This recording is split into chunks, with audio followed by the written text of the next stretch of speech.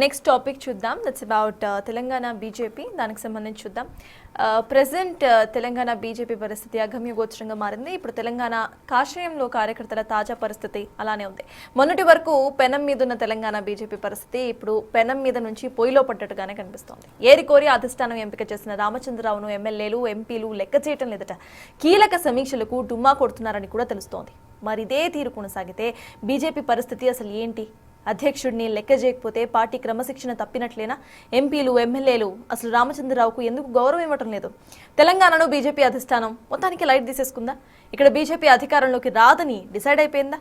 తెలంగాణలో కాషాయానికి ఫ్యూచర్ అసలు ఉందా లేదా? దీని గురించి డిస్కస్ చేద్దాం.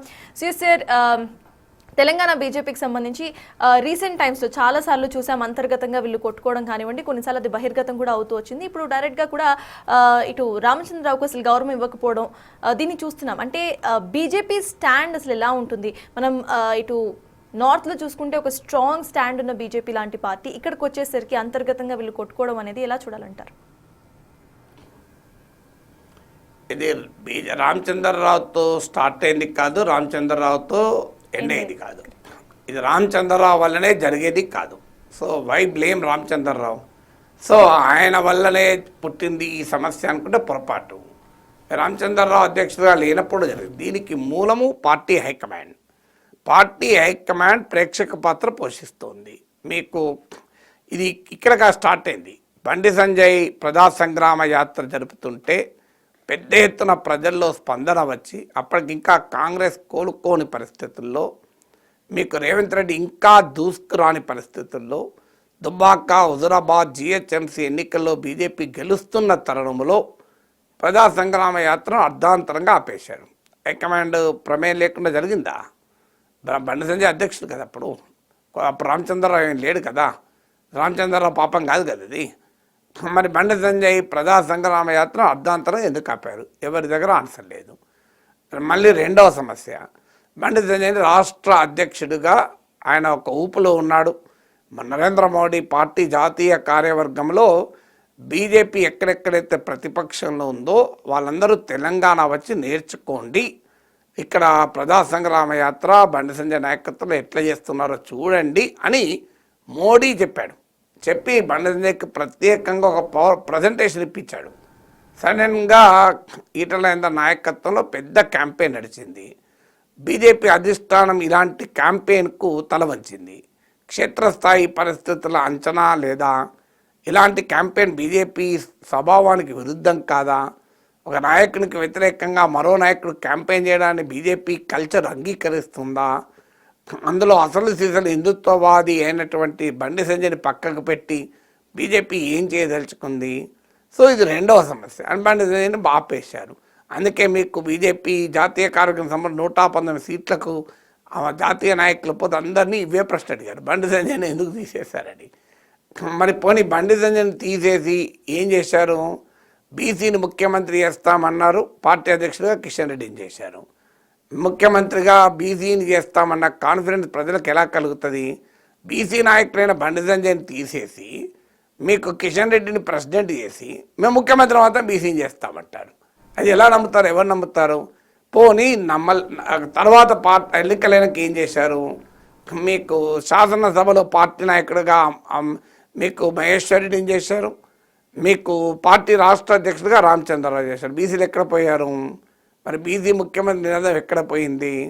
మీరు పార్టీ శాసనసభలో నాయకుడు బీసీ కాదు, రాష్ట్ర అధ్యక్షుడు బీసీ కాదు, మీరు మరి బీసీ నినాదం ఇచ్చారు, ముఖ్యమంత్రి ఎక్కడ పోయింది? దీనికి ఆన్సరే ఉందా? సో ఇలా ఒక్కటి కాదు కదా బీజేపీ అధిష్టానం చేస్తున్నటువంటి తప్పులు. సో పార్టీని ఇక్కడ గ్రూప్ తగాదాలు ఉన్న సంగతి అధిష్టానం తెలియదా? మేము లేటెస్ట్ ఎగ్జాంపుల్ ఈటల రాజేందర్ బండి సంజయ్ల మధ్య ఘర్షణ బజార్న పడ్డది కదా. బండి సంజయ్ హుజురాబాద్ నియోజకవర్గంలో పర్యటించడం, ఈటల రాజేందర్ దానికి అగ్గి మీద గుగ్గిలం కావడం, లైవ్ టెలికాస్ట్ ఈటల రాజేందర్ ఇంటి ముందు హుజురాబాద్ కార్యకర్తల నిరసన, దాంట్లో బండి సంజయ్ని ఉద్దేశించి పరోక్షంగా దాదాపు ప్రత్యక్షంగా అన్న మాటలు, ఆఖరికి ఈటల బయటికి వచ్చి నా కొడక బివేర్ అని అన్నది. ఇది మరి ఎవరికి అధిష్టానం ఏం చేసింది? అధిష్టానం ఎవరిని తగ్గించగలిగింది? ఈటల రాజేందర్ ఏం చేయలేకపోయింది, బండి సంజయ్ని ఏం చేయలేకపోయింది కదా. సో మరి ఆ పార్టీలో క్రమశిక్షణ ఎక్కడికి వెళ్ళి వస్తుంది? రాజాసింగ్ పైన అయితే వేటేశారు, మరి మిగతా వాళ్ళ పైన ముట్టుకోగలుగుతున్నారా? సో ముట్టుకోలేనటువంటి దుస్థితి తీసుకొచ్చారు. ఐదవది, పార్టీ నాయకులు బహిరంగంగానే ఏంటి నరేటివ్? బండి సంజయ్ అంటాడు హిందుత్వతోనే మేము దేశంలో 3వ సారి అధికారంలోకి వచ్చాం, తెలంగాణలో కూడా హిందుత్వతోనే అధికారంలోకి వస్తామని సంజయ్ అంటాడు. ఈటల రాజేందర్ కులం మతం అనే డివిజన్ తెలంగాణలో పనిచేయదు, తెలంగాణ లక్షణ విధానం అది కాదు అని ఆయన అంటాడు. అంటే బీజేపీకి అసలు నరేటివ్ లేదు. మీకు హిందుత్వంతో తెలంగాణలో పవర్లోకి వస్తామా, డెవలప్మెంట్తో పవర్లోకి వస్తామా, రెండు కలిపి వస్తామా?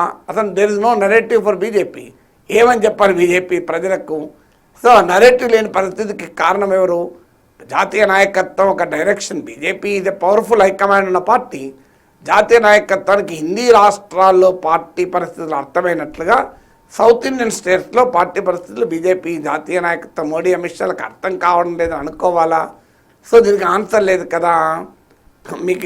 మీరు ఆరవది, రాష్ట్ర పార్టీ నాయకత్వానికి ఎమ్మెల్యేలకు ఎంపీలకు కోఆర్డినేషన్ లేదు. ఇప్పుడు మీరు చెప్పింది ఎమ్మెల్యేలు సమీక్షలు పెడితే రామచంద్రరావు హాజరు కావడం లేదని, ఎమ్మెల్యేలు ప్రెస్ కాన్ఫరెన్స్ పెట్టడానికి కూడా పెద్ద గ్యాపు. రాష్ట్ర పార్టీ కార్యాలయ అనుమతి, పార్టీ వాళ్ళ రాష్ట్ర కార్యాలయంలో పెట్టద్దంటే వాళ్ళు బయట పోయి ప్రెస్ కాన్ఫరెన్స్ పెడుతున్నారు. సో పార్టీ అసలు ప్రెస్ కాన్ఫరెన్స్లు ఎవరు పెట్టాలన్న దాంట్లో కూడా కన్ఫ్యూజను. సో ఈ గందరగోళం కనబడుతోంది కదా. సో ఇన్ని రకాల గందరగోళం ఉంటే తెలంగాణలో బీజేపీ ఎలా బాగుపడుతుంది మీకు? అందుకే మీకు అరవింద్ చాలా అద్భుతంగా ప్రశ్న అడిగాడు, ధన్పూర్ అరవింద్. మాకు 2014లో 5 సీట్లు వచ్చాయి, 2018లో 1 సీట్ వచ్చింది, 2023లో 8 సీట్లు వచ్చాయి. అంటే ఈ 2023లో సారీ. సో మీకు ఈ 3 ఎలక్షన్లో కలిపి 119 × 3 357 సీట్లకు ఎన్నికలు జరిగితే బీజేపీకి ఎన్ని వచ్చాయి? 14 వచ్చాయి.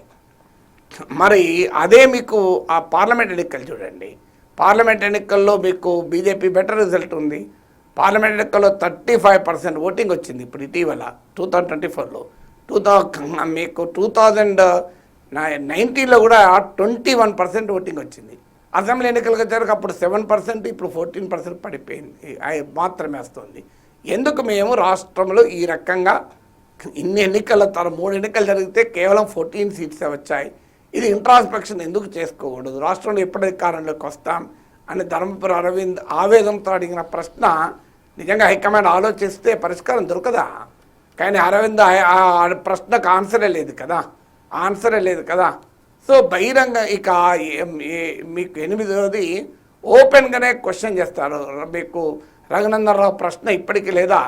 మునుగోడులో అమిత్ షా వచ్చినా గెలవలేదు, మేము దుబాకలో నేను గెలిచాను, మునుగోడులో 100 కోట్లు ఖర్చు పెట్టినా గెలవలేదని బహిరంగంగానే చిట్చాట్లో మాట్లాడాడు కదా. అవన్నీ బయటకు వచ్చాయి కదా.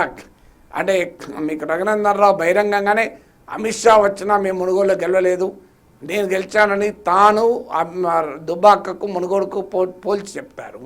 సో ఈటల రాజేందర్ బహిరంగంగానే బండి సంజయ్ ఉద్దేశించి బివేర్ నా కొడుక అంటారు. సో బండి సంజయ్ ఈటల రాజేందర్ సంబంధం లేకుండా హుజురాబాద్లో పర్యటిస్తారు. ఇదంతా బహిరంగంగానే జరుగుతున్నాయి కదా. మరి ఎవరి మీద యాక్షన్ తీసుకున్న ఒక్క రాజాసింగ్, అది కూడా అసలు సీజన్ హిందుత్వవాదైన రాజాసింగ్ పైన మాత్రం పెట్టేశారు. ఇంకెవరన్నా ఏమన్నా అన్నారా? ఒక్క మాట అయినా? సో హైడ్రా మీద చూడండి, హైడ్రా మీద ఈటల రాజేందర్ రోజు విమర్శిస్తాడు. రఘునందన్ రావు హైడ్రా పైన సానుకూలంగా మాట్లాడిన వీడియోలు మీకు యూట్యూబ్లో దొరుకుతాయి చూడండి. అంటే రాష్ట్రంలో ఒక కీలకమైన అంశంగా ఉన్న హైడ్రా పైన పార్టీ నాయకుల్లోనే ఒకే అభిప్రాయం లేదు. ఇక పార్టీ ఏ రకంగా బాగుపడుతుంది చెప్పండి? Correct. Yes sir, thanks a lot. Thanks for